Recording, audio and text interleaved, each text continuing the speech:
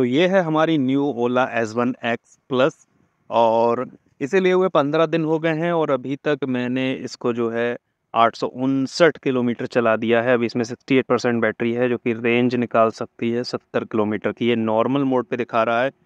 अगर इसे हम स्विच करते हैं इको में, इसके लिए पहले साइड स्टैंड हटाना होगा और ये भी पार्क मोड में है। इसे ड्राइव मोड में लाने के लिए ब्रेक के साथ पावर बटन दबाने के बाद ये आ जाएगी नॉर्मल मोड में। आप इस बटन से मोड चेंज होते हैं। इसे अगर थोड़ी देर के लिए प्रेस करके रखेंगे तो ये इको में शिफ्ट हो जाएगी। इको में ये चल सकती है 86 किलोमीटर 68% बैटरी के साथ। और इसी को अगर एक बार और प्रेस करेंगे नॉर्मल में आ जाएगी। एक बार और प्रेस करते हैं तो ये स्पोर्ट में आ जाएगी। स्पोर्ट पे चलेगी 68% पे 62 किलोमीटर। स्पोर्ट मोड में जो इसकी स्पीड है वो चली जाती है 90 kmph तक और जिसका पिकअप काफ़ी शानदार रहता है स्पोर्ट में। नॉर्मल यूज़ के लिए ठीक है और इको में ट्रैफिक वगैरह में इको में चलाना ठीक रहेगा इसका।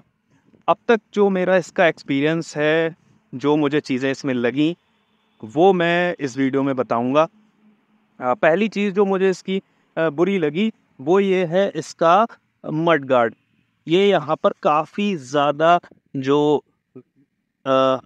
टायर है वो नेकेड है, तो इससे जो अगर कीचड़ मिट्टी में चलाते हैं तो छींटे जो निकलती हैं वो यहाँ तक आती हैं, जो पिलियन बैठा होगा उसके पीछे भी आती हैं।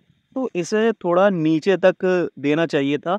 और अब मैंने ऑनलाइन भी सर्च किया, इसके लिए मड फ्लैप भी अभी अवेलेबल नहीं है। हो सकता है आगे कोई थर्ड पार्टी कंपनी बनाने लगे तो यहाँ पर इसे एक्सटेंड किया जा सके।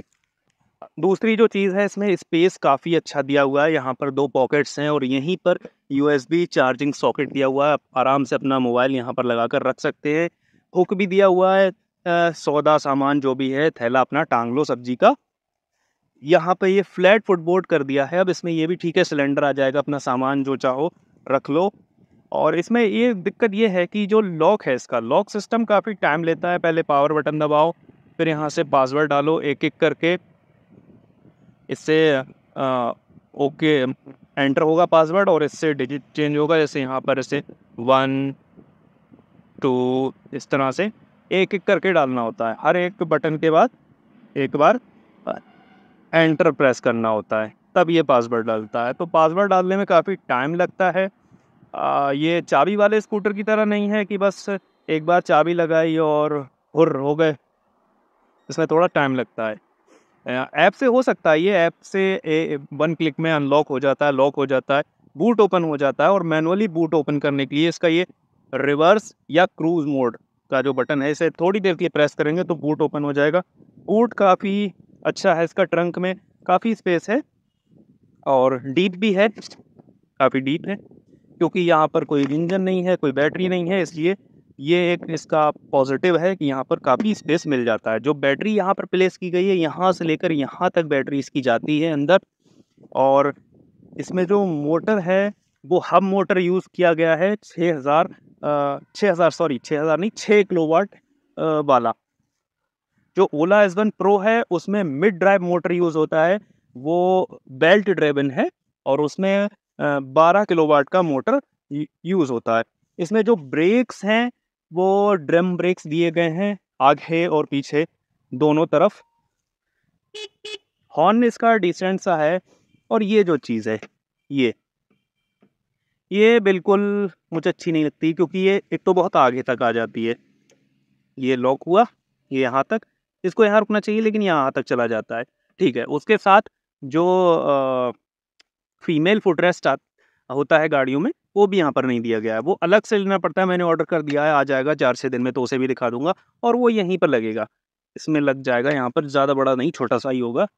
चार्जिंग के लिए यहाँ पर दिया गया है, इसे एक बार प्रेस करेंगे, यहाँ पर चार्जर लगा सकते हैं। ये हल्की सी इन्होंने ये दे दिया। यहाँ पे पहले एक रबड़ आती थी, रबड़ कैप आती थी, वो अब नहीं आ रही है इसमें कॉस्ट कटिंग की वजह से। और अगर बात करें इसके फीचर्स की, तो फीचर्स काफ़ी इसमें दिए गए हैं। इसमें क्रूज़ कंट्रोल मिल जाता है, जो कि इस प्राइस पॉइंट पे मुझे नहीं लगता किसी भी टू व्हीलर में क्रूज़ कंट्रोल मिलता होगा। इसके साथ साथ इसमें टर्न बाई टर्न नेविगेशन भी आता है और फ़ोन कनेक्टिविटी भी दी गई है। अगर किसी का कॉल आता है तो यहाँ पर शो हो जाता है और आप यहाँ से इन कंट्रोल से फ़ोन उठा सकते हो और काट सकते हो। म्यूज़िक भी इससे कंट्रोल हो जाता है इन्हीं कंट्रोल से।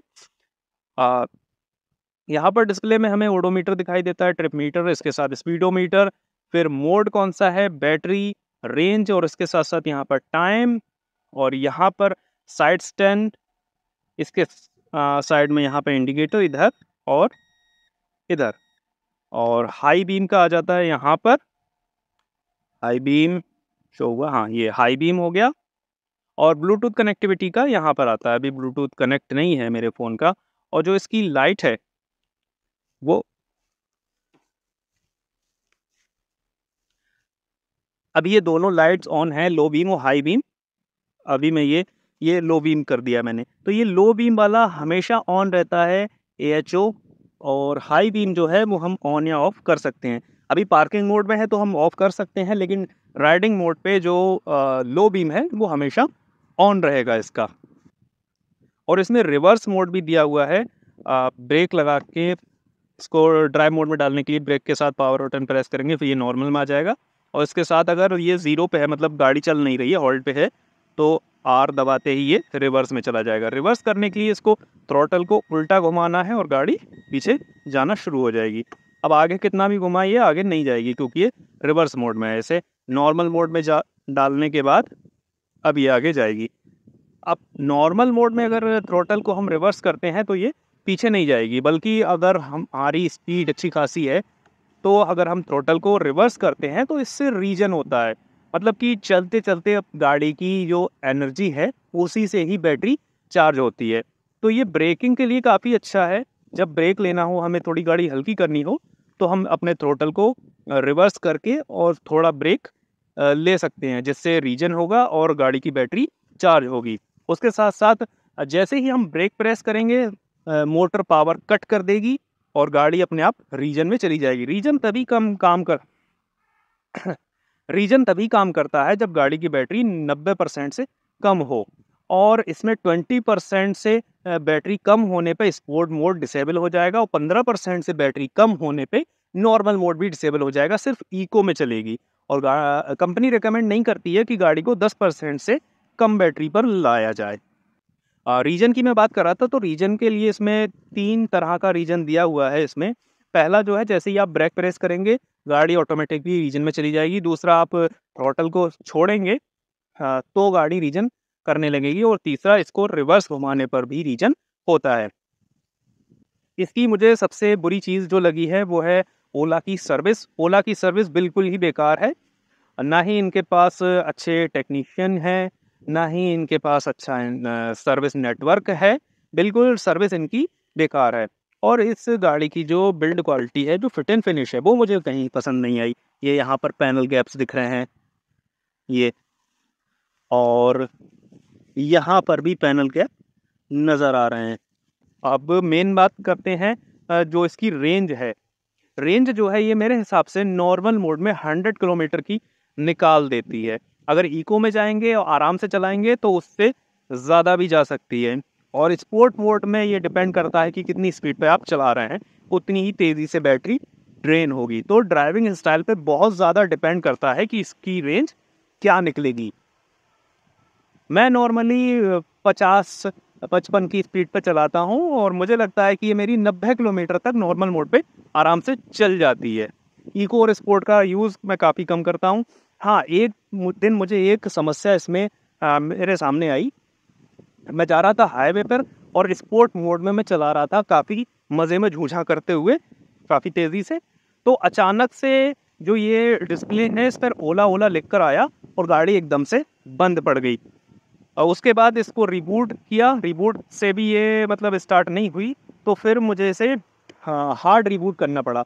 उसका तरीका है थोड़ा टेक्निकल है, मुझे पता था तो मैं नहीं फंसा, वरना अगर कोई बंदा होता जिसे नई जानकारी होती इतनी, तो वो वहाँ पर स्टक हो जाता और उसे कोई ना कोई रोड साइड असिस्टेंस की हेल्प लेना होती।